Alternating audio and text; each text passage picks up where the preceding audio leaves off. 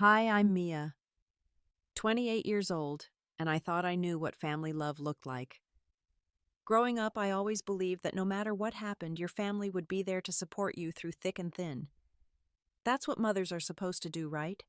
Stand by their children, celebrate their victories, help them through their struggles. But sometimes life has a funny way of showing you that the people you trust most can be the ones who hurt you deepest. Last Thanksgiving, during what should have been a celebration of gratitude and togetherness, my mother said something that shattered everything I believed about our relationship. It was the moment that changed everything forever. Before I share what happened that Thanksgiving evening, I'd love to know where you're watching from. Please hit that like button if you've ever felt undervalued by family, and don't forget to subscribe for more real-life stories. Trust me, this one will make you rethink what family really means. To understand what happened that night, you need to know the history between my mother Patricia and me. Our relationship had always been complicated, but it wasn't always this way. When I was little, before my father David died when I was 12, things felt different. Dad had this way of balancing out Mom's sharp edges, making our house feel warm and welcoming, but after we lost him, everything changed. Not just because we were grieving, but because suddenly we were struggling financially in ways we never had before. Mom worked 2 jobs just to keep us afloat, and I could see the stress eating away at her day by day. But somewhere along the way, that stress transformed into something else. It became resentment, and unfortunately, a lot of that resentment seemed to land squarely on my shoulders. I became the reminder of everything that was difficult in her life. Every school fee, every doctor's appointment, every request for lunch money became evidence of how much I was costing her. The comments started small. Little remarks about how expensive I was to raise, how other kids didn't need as much, how if she didn't have to worry about me, maybe she could finally relax. When I got sick and needed medicine, she'd sigh heavily and mutter about how she couldn't afford another bill. When I needed school supplies, she'd make sure I knew exactly how much each item cost and how hard she had to work to pay for it. But I was determined to change that narrative. I threw myself into my studies, earning a full scholarship to State University for graphic design. I thought maybe then she'd be proud. Maybe then she'd see that her investment in me was worth it. But even that achievement was met with a dismissive comment about how I was lucky to get free school since we couldn't afford to pay for it anyway. College was my escape.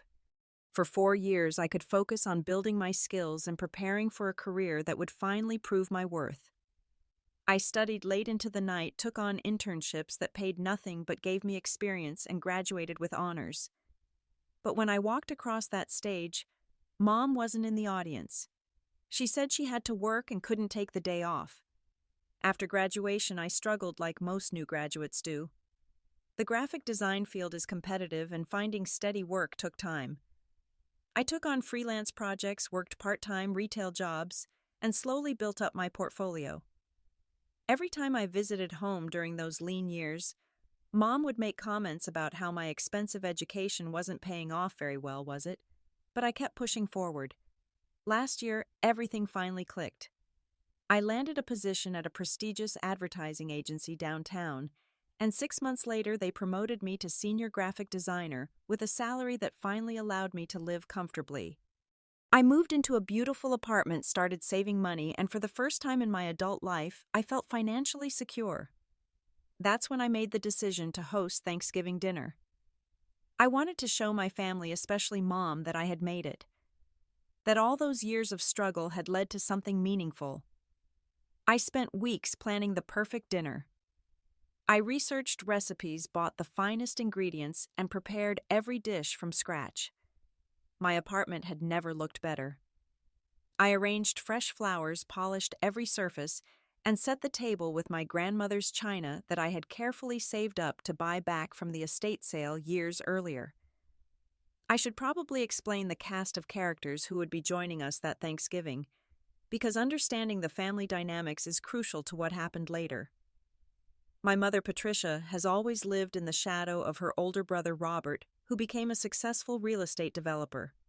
Uncle Robert never missed an opportunity to remind everyone about his achievements driving up in his luxury car and wearing expensive suits to family gatherings. His wife, my Aunt Susan, was a former elementary school teacher who had developed a talent for passive-aggressive comments wrapped in sweet smiles. She had this way of complimenting you that somehow made you feel worse about yourself afterward. Their daughter Jessica, my cousin, who's 2 years older than me, had always been held up as the golden child of our generation. She married her high school sweetheart, had 2 adorable kids, and taught at the same school where Aunt Susan used to work. In Mom's eyes, Jessica was everything a daughter should be. Then there was Mark, Uncle Robert's son, who's 2 years younger than me.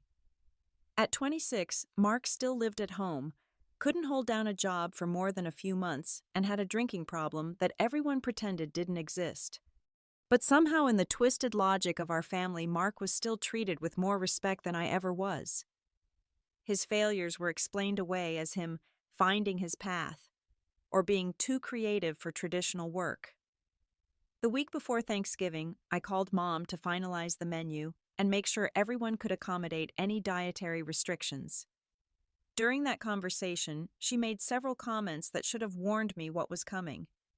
She questioned whether my apartment was big enough for everyone, suggested that maybe we should have gone with Jessica's house instead, since she had more experience entertaining, and wondered aloud if I was showing off by insisting on hosting. But I brushed off these concerns. I was excited to share my success, and I truly believed that once everyone saw how well I was doing, the dynamic would shift. My boyfriend Jake, who had been with me for 8 months at that point, had witnessed some of these family interactions before and had gently suggested that maybe my expectations were too high. But I convinced him that this time would be different. Jake had grown up in a warm, supportive family where achievements were celebrated and failures were met with encouragement to try again. He couldn't quite understand why I was so anxious about proving myself to people who should have been proud of me regardless. His perspective was both comforting and heartbreaking, because it showed me what healthy family relationships could look like. The night before Thanksgiving, as I put the finishing touches on my apartment and prepared the ingredients for the next day's feast, I felt a mixture of excitement and anxiety that I couldn't quite shake. I had spent nearly $1,000 on this dinner, wanting everything to be perfect. The turkey was organic and free-range. The wine was carefully selected, and every side dish was made from scratch using the highest quality ingredients I could afford. Thanksgiving morning arrived with crisp autumn air and the promise of what I hoped would be a new beginning for my family relationships. I woke up early to start the turkey and begin the elaborate preparation process I had planned. Jake arrived around 9 in the morning to help with the final preparations, and I could see the concern in his eyes as he watched me frantically checking and rechecking every detail. The first family members to arrive were Uncle Robert and Aunt Susan, who walked into my apartment with the kind of expression you might wear when visiting a museum exhibit you're not particularly impressed by. Uncle Robert immediately began evaluating my living space like he was conducting a property assessment, commenting on the square footage and questioning whether the neighborhood was really as safe as it looked. Aunt Susan's approach was more subtle but equally cutting. She complimented my decorating choices with phrases like, "How brave of you to choose such bold colors," and "It's so nice that you're comfortable with minimalism." Every compliment came with an undertone that suggested I had somehow missed the mark of proper adult living. When Mom arrived with Jessica and her family, the real performance began. She walked through my apartment pointing out things to Jessica as if she were conducting a tour. "Look at how much Mia spent on this couch," she said, running her hand over the fabric. "Must be nice to have money to throw around like that." When Jessica complimented the beautiful flower arrangements I had created, Mom quickly redirected the attention by talking about how Jessica always made her own centerpieces and how much more personal that was. Mark stumbled in about an hour later, clearly already having started his holiday drinking, and immediately made himself comfortable on my expensive couch with his dirty shoes up on the cushions. When I gently asked him to remove his shoes, Mom jumped to his defense, saying I was being too precious about my furniture and that families should feel comfortable in each other's homes. The early afternoon was filled with small moments like these. Every effort I made to create a warm, welcoming environment was somehow turned into evidence of my character flaws. I was either trying too hard, spending too much money, or being too controlling about how things should be done. Jake watched these interactions with growing amazement later, telling me he had never seen a family work so hard to diminish someone who was trying to do something nice for them. When we finally sat down for dinner, I felt like I was walking on eggshells despite being in my own home. The turkey was perfectly cooked, the sides were delicious, and the presentation was restaurant quality. But instead of acknowledging the effort and skill that had gone into the meal, the conversation quickly turned to comparisons with previous family gatherings. Mom spent 10 minutes describing in detail how wonderful Jessica's Thanksgiving had been the previous year, emphasizing how homey and comfortable it felt compared to what she called my fancy approach. Uncle Robert chimed in with stories about expensive restaurants he had been to, making it clear that while my food was adequate, it wasn't quite up to the standards of someone who had truly made it in life. As dinner progressed, the conversation inevitably turned to careers and life choices, which I should have seen coming, but somehow still wasn't prepared for.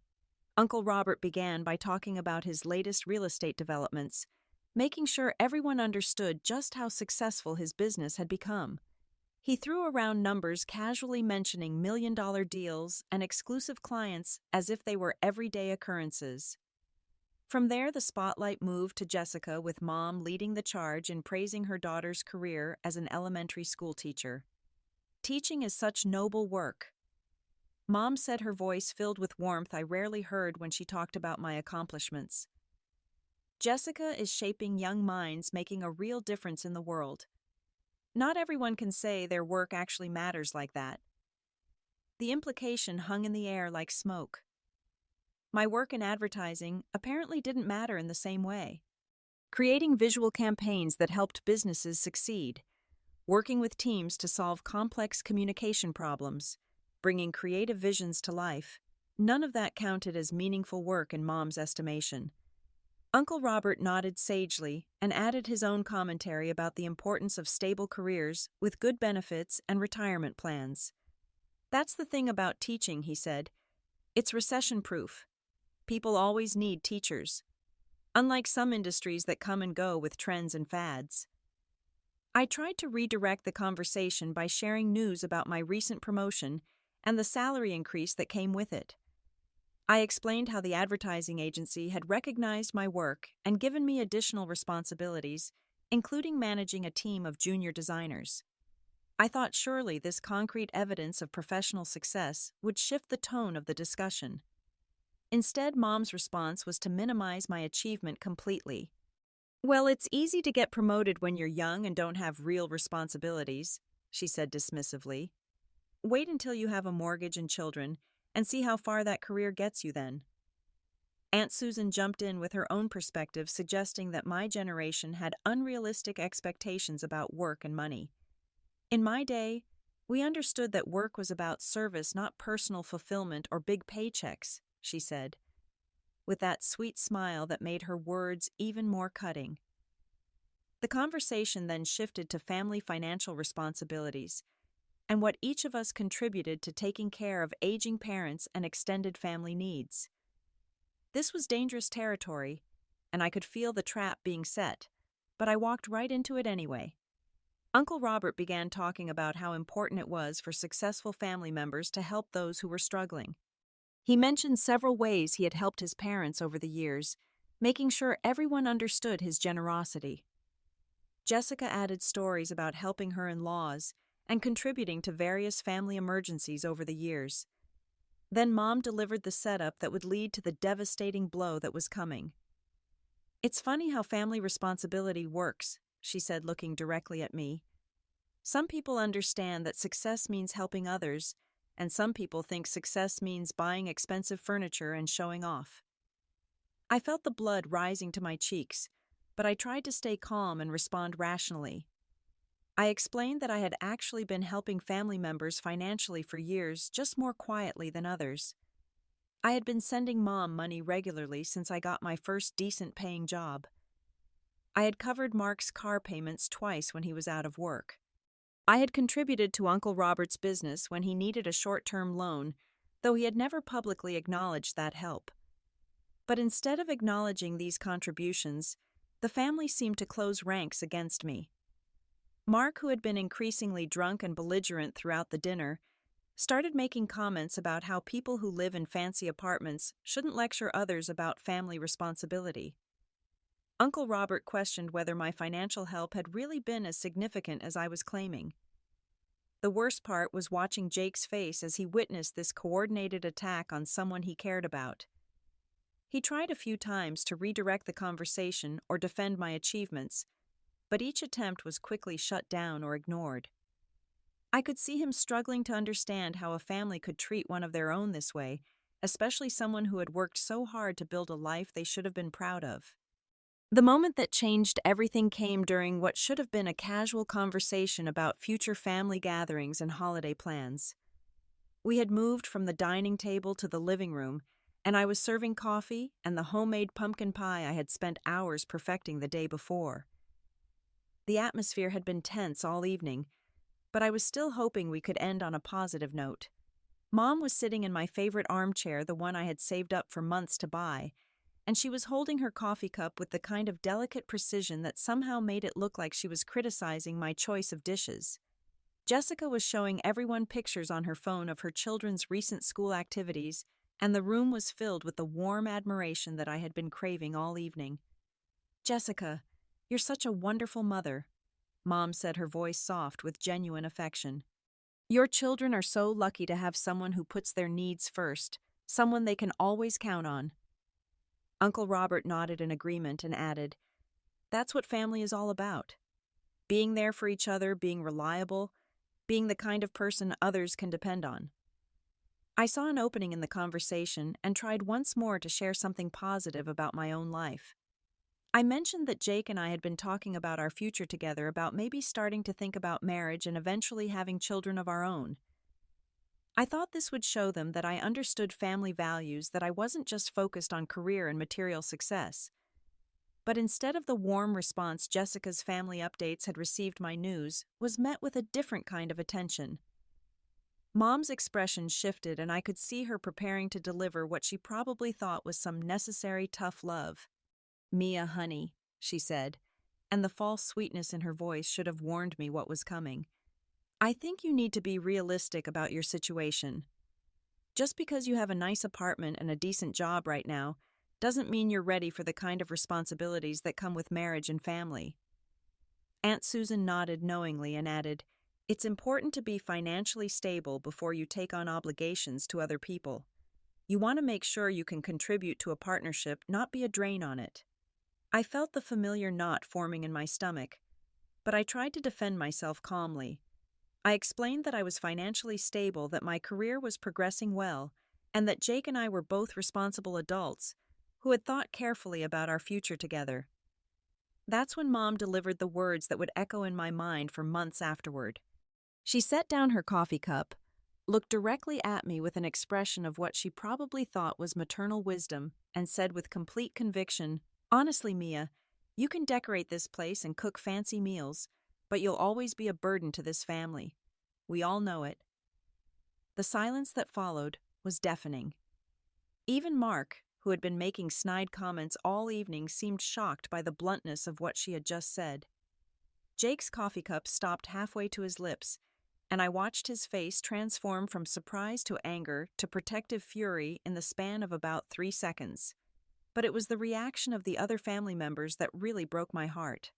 Uncle Robert suddenly became very interested in his phone.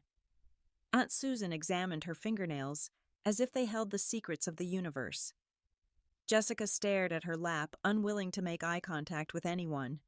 Mark actually looked uncomfortable for the first time all evening, but not uncomfortable enough to say anything in my defense. In that moment of silence, something inside me shattered, but something else was born.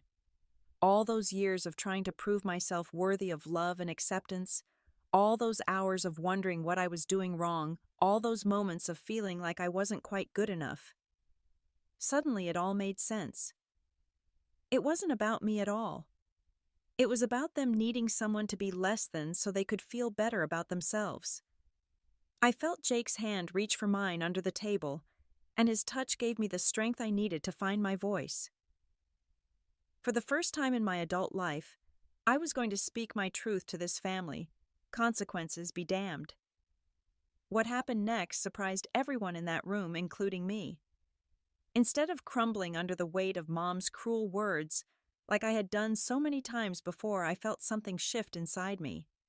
All those years of swallowing insults, accepting criticism, and trying to earn love that should have been freely given had led to this moment. I was done being their emotional punching bag.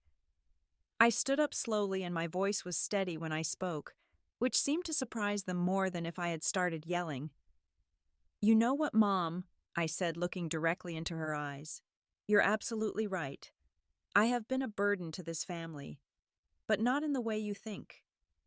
The room was so quiet you could hear the coffee cooling in their cups. I continued, "I've been a burden because I've spent my entire adult life trying to earn approval from people who were never going to give it. I've been a burden because I kept believing that if I just worked hard enough, achieved enough, gave enough, maybe you'd finally be proud of me." Mom opened her mouth to interrupt, but I held up my hand and kept going. "Let me finish because I'm going to say this once, and then we're going to have a very different kind of relationship going forward." I turned to address the whole room, making eye contact with each person as I spoke. "Uncle Robert, you want to talk about family responsibility? I've been sending my mother $500 every month for the past 2 years to help with her expenses. That's $12,000 in case you're keeping track." Uncle Robert's confident expression faltered, and I saw him glance uncertainly at Mom, who was staring at me with a mixture of shock and anger. "Mark," I continued, turning to my cousin, who was suddenly looking very sober, "remember when you couldn't make your car payments last winter? And again this spring I covered both of those for you. That was $1,400 total. And when you needed money for that job training program, you never actually finished another $800. Mark started to say something, but I wasn't finished. "And Uncle Robert, when you needed that short-term business loan 18 months ago because your accounts receivable were tied up in that big development project, I gave you $15,000. You paid me back eventually, but you never mentioned it to anyone else, did you?" The silence was becoming uncomfortable for them now, but I was just getting started. I had years of suppressed truth to share. "Jessica," I said, turning to my cousin, who still couldn't meet my eyes, "I've contributed to every birthday party, every school fundraiser, and every family emergency for your kids. When your husband was out of work last year, who do you think paid for their Christmas presents? It wasn't Santa." Now I turned back to Mom, and my voice grew stronger with each word. "And you, Mom. You want to call me a burden. I've been supporting you financially while listening to you tell everyone who would listen how disappointed you are in me. I've been covering your expenses while you praise Mark for his potential and Jessica for her noble career choice." Mom finally found her voice. "Mia, you're being dramatic. That's not how things are." "No, Mom," I said firmly. "That's exactly how things are. But here's what's going to change. I'm done apologizing for my success. I'm done trying to make myself smaller so you can feel bigger. I'm done being grateful for scraps of approval from people who should be celebrating my achievements." Jake squeezed my hand tighter, and I could see the pride in his eyes. That gave me the courage to continue. "I worked my way through college while you complained about how much my textbooks cost. I built a career while you dismissed it as unimportant. I achieved financial stability while you predicted I would fail.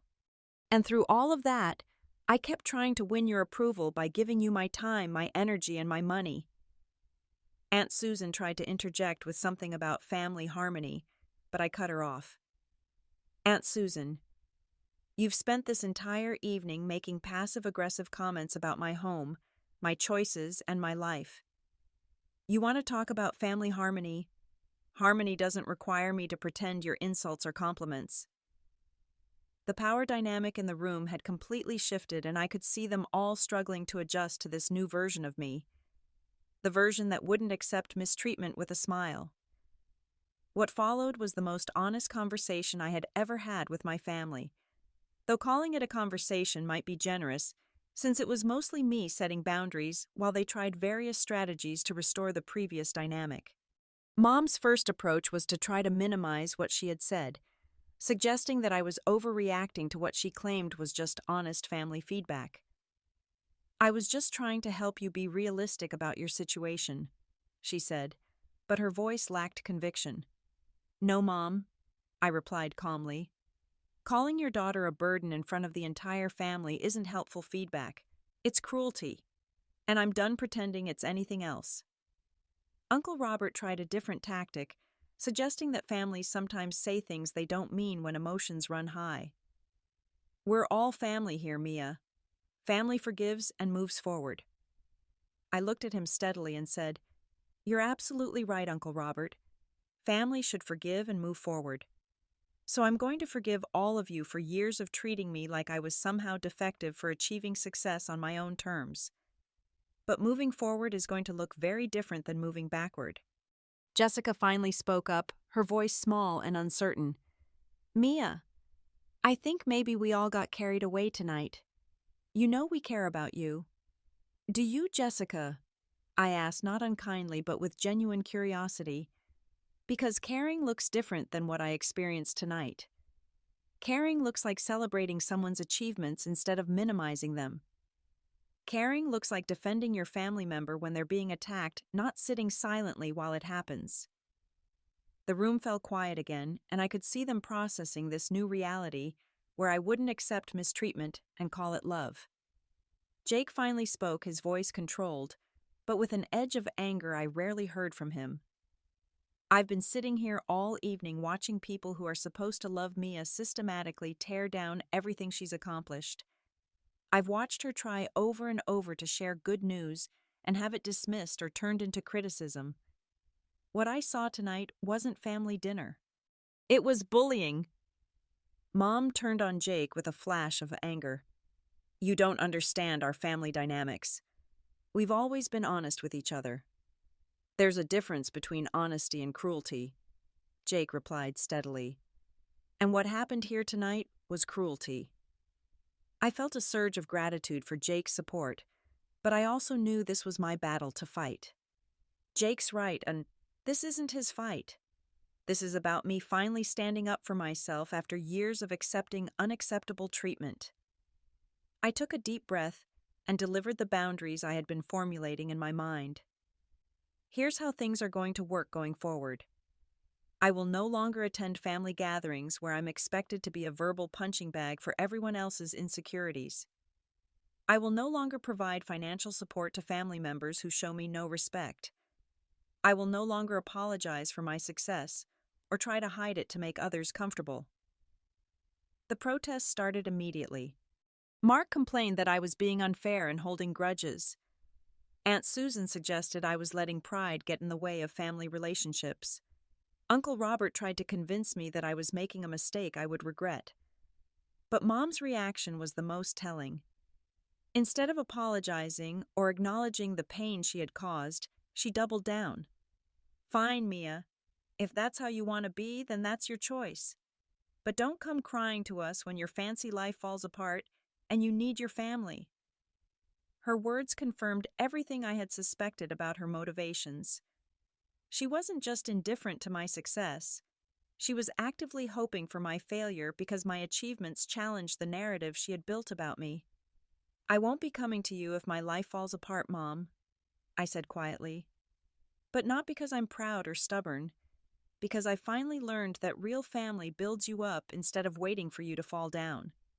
The evening ended with an awkward and uncomfortable departure. There were no hugs goodbye, no promises to call soon, no attempts to smooth things over with false pleasantries. They gathered their coats and purses with the kind of quiet efficiency people use when they're trying to escape an uncomfortable situation. After they left, Jake and I sat in my living room, surrounded by the remnants of what I had hoped would be a perfect family dinner. The turkey was barely touched, the expensive wine mostly undrunk, the homemade desserts sitting abandoned on the counter. But instead of feeling devastated by the waste and the conflict, I felt something I hadn't experienced in years: peace. For the first time in my adult life, I had refused to accept mistreatment and call it love. The days and weeks that followed that Thanksgiving dinner were a mixture of relief, guilt, sadness, and ultimately profound personal growth. The immediate aftermath was exactly what you might expect. My phone started ringing the next morning with various family members trying different approaches to restore the previous dynamic. Mark called first, slurring slightly, even though it was barely 10 in the morning, demanding to know why I was acting like such a bitch and threatening to tell everyone what a terrible person I was. I listened to his voicemail once and deleted it without calling back. Aunt Susan's approach was more subtle but equally manipulative. She sent a long text message about how disappointed she was in my behavior, how I had embarrassed the whole family, and how my poor mother was just trying to help me become a better person. She suggested that I owe everyone an apology for my outburst, and that mature adults know how to accept constructive criticism. Uncle Robert tried the business approach, calling to lecture me about burning bridges and damaging professional relationships. He reminded me that family connections could be important for career advancement, and suggested that I was being short-sighted in my reaction to what he called a minor family disagreement. Jessica's response was perhaps the most painful, because it came closest to what I had hoped for, but still fell short. She called crying, saying she felt terrible about what had happened and that she wanted to fix things. But when I asked her directly if she thought Mom's comment about me being a burden was acceptable, she couldn't bring herself to say no. Instead, she kept trying to explain everyone's motivations and asking me to understand their perspectives. The most interesting response came from Mom herself. For the first week, she didn't contact me at all. Then I received a series of text messages that perfectly illustrated her mindset. The first message blamed me for ruining Thanksgiving and embarrassing her in front of the family. The second message accused me of being ungrateful for everything she had sacrificed for me over the years. The third message threatened to cut me out of her life if I didn't apologize and return to being the daughter she expected me to be. What she didn't understand was that her threats no longer had power over me. I had spent so many years afraid of losing her approval that I never recognized how little approval she was actually giving me. The threat of withdrawal from someone who was already emotionally unavailable wasn't the devastating blow she expected it to be. I didn't respond to most of these contacts, which seemed to confuse everyone. They had expected me to either apologize and return to the previous dynamic, or to engage in ongoing drama and conflict. My choice to simply step back and focus on my own life was apparently not a scenario they had considered. Jake was incredibly supportive during this time, but I could see that witnessing my family's behavior had been eye-opening for him in ways that were difficult to process. He had grown up with parents who celebrated his achievements, siblings who supported his goals, and extended family who genuinely enjoyed spending time together. The idea that family members would systematically undermine each other was foreign to his experience. "I keep trying to understand their motivations," he told me one evening as we walked through the park near my apartment. "But every explanation I come up with makes them look worse, not better." That conversation helped me realize something important. I had spent so many years trying to understand and excuse their behavior that I had never simply accepted it at face value. They treated me poorly because they chose to treat me poorly. They minimized my achievements because it served some psychological need in them. They expected me to accept mistreatment because I had always accepted it before. The turning point in my healing process came when I decided to start therapy with a counselor who specialized in family dynamics and childhood emotional trauma. I had resisted therapy for years because I thought it meant admitting there was something wrong with me. But I finally understood that therapy wasn't about fixing myself. It was about learning healthier ways to navigate relationships and set boundaries. Dr. Martinez helped me understand patterns that had been invisible to me before. She explained how families sometimes designate one member as the identified problem or scapegoat, and how this role serves the psychological needs of other family members by giving them someone to blame for their own issues and insecurities. Through our sessions, I began to recognize how much energy I had been spending trying to manage other people's emotions and reactions. I had been so focused on earning approval and avoiding conflict that I had never asked myself what I actually wanted from these relationships. The work was difficult and sometimes painful, but it was also liberating. I started to understand that my worth as a person wasn't determined by my family's opinion of me. I began to recognize my own achievements and celebrate my own successes without needing external validation. About 6 weeks after Thanksgiving, something interesting happened at work. My supervisor mentioned that I seemed more confident and decisive in team meetings. My colleagues started asking my opinion more often. My creative work improved because I was no longer second-guessing every decision or apologizing for taking up space. The changes in my professional life made me realize how much my family relationships had been affecting every other area of my life. When you grow up believing that you need to earn love through achievement and that your achievements will never be good enough anyway, it creates a constant state of anxiety and self-doubt that follows you everywhere. As months passed, I began to understand what healthy relationships actually look like and started building those connections intentionally. The contrast with my family dynamics was stark and illuminating. My relationship with Jake deepened as he witnessed my journey toward emotional health and personal boundaries. He watched me transform from someone who apologized for taking up space to someone who could confidently express needs and expectations. Our conversations became more honest, our conflicts more productive, and our connections stronger. "You're different now," he told me one evening as we cooked dinner together in my kitchen. "Not different in your core personality, but different in how you move through the world. You seem more present." He was right.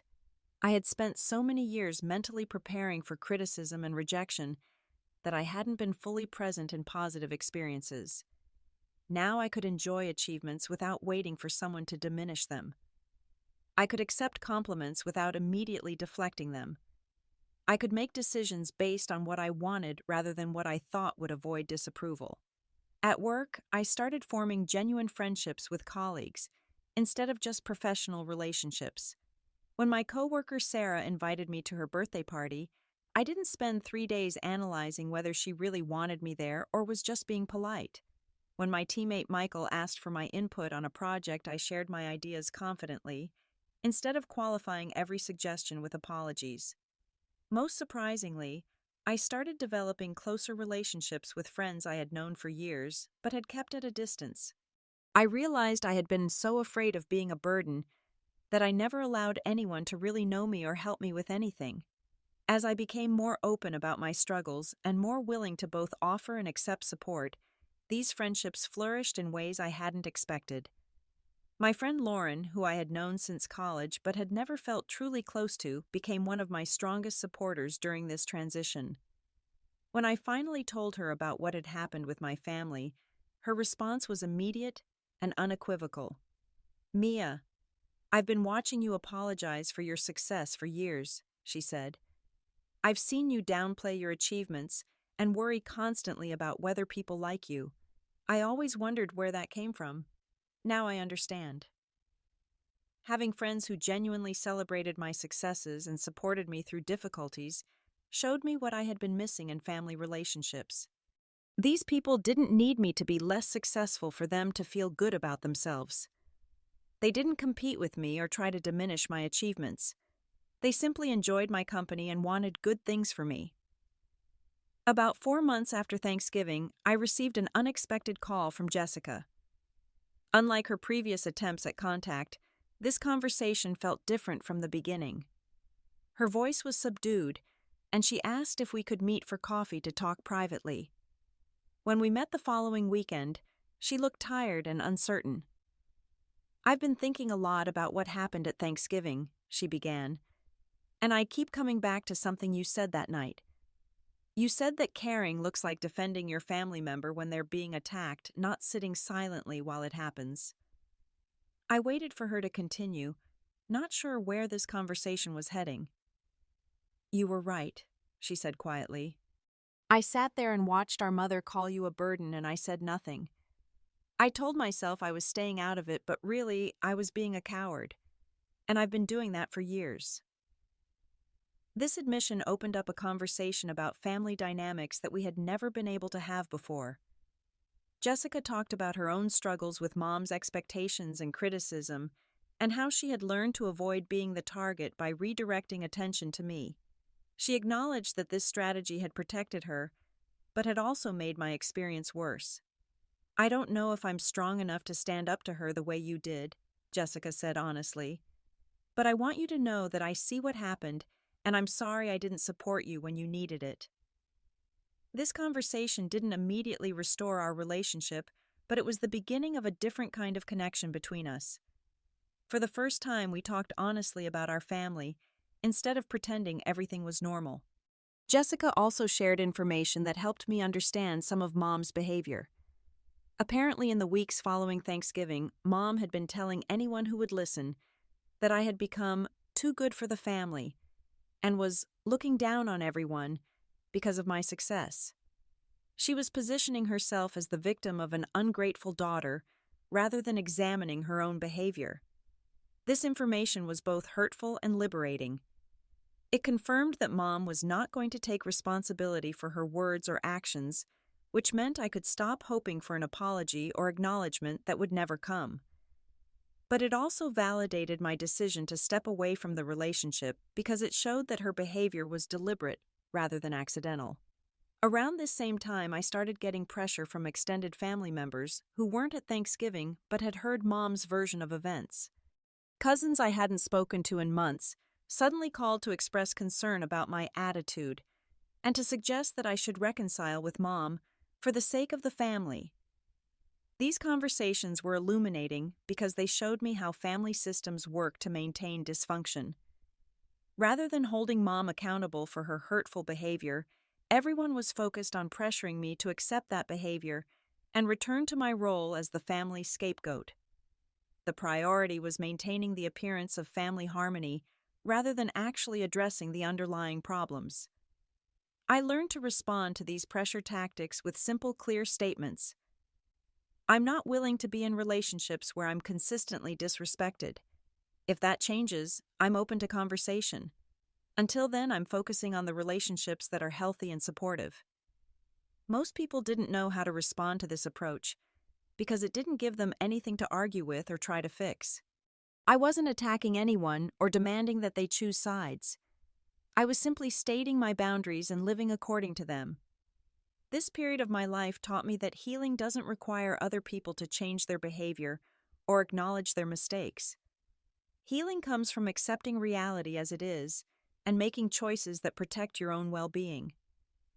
I couldn't make Mom love me differently, but I could choose not to subject myself to treatment that was harmful to my mental and emotional health.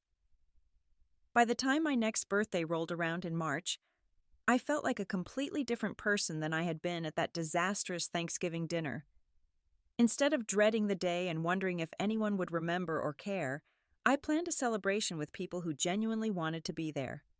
Jake organized a surprise party with my closest friends and colleagues. The evening was filled with laughter, genuine affection, and celebration of who I was, rather than criticism of who I wasn't. As I looked around the room at people who had chosen to be part of my life, I realized that I had finally found my real family. The most powerful moment came when my friend Michael raised a toast that brought tears to my eyes. To Mia, who taught us all that sometimes the most loving thing you can do is refuse to accept less than you deserve. Thank you for showing us what real strength looks like. That night, I didn't receive a call or text from Mom. For the first time in my life, that didn't hurt. Instead, it felt like confirmation that I had made the right choice in creating boundaries that protected my peace and well-being. The woman who had spent years trying to earn approval from people who were determined not to give it was gone. In her place was someone who understood that her worth wasn't up for debate. Her achievements didn't need external validation, and her love didn't have to be earned through perfect behavior or endless sacrifice. Looking back on that Thanksgiving evening, I can honestly say it was one of the best things that ever happened to me. Not because the confrontation was pleasant, or because I enjoyed hurting people I had once hoped to please, but because it forced me to finally choose myself. It taught me that sometimes the most important word you can learn to say is no. No to mistreatment. No to manipulation. No to relationships that require you to be smaller than you are. The greatest gift you can give yourself is refusing to be small for others' comfort. Family should lift you up and tear you down.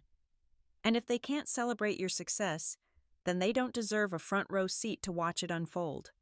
Real love doesn't require you to apologize for your achievements or hide your light to make others feel better about themselves. Real love celebrates your growth, supports your dreams, and chooses your well-being over their own convenience. If someone in your life consistently fails that test, maybe it's time to ask yourself if that relationship is serving your highest good. The people who truly belong in your life will never ask you to be less than you are. They'll challenge you to grow, support you through struggles, and celebrate your victories as if they were their own. Those are the relationships worth fighting for. Everything else is just people you happen to share DNA with. What about you? Have you ever had to set boundaries with family members who couldn't celebrate your success? Have you found the courage to walk away from relationships that consistently left you feeling smaller than when you started? Drop a comment below and share your story. Your experience might be exactly what someone else needs to hear today. If this story resonated with you, please hit that like button and subscribe for more real-life experiences about finding your voice and setting healthy boundaries.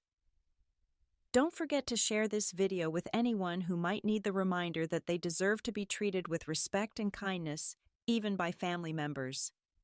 Thank you for listening to my story and for being part of a community that believes in lifting each other up instead of tearing each other down. Remember, you are worthy of love and respect exactly as you are. Never let anyone convince you otherwise. Until next time, be kind to yourself and choose relationships that choose you back.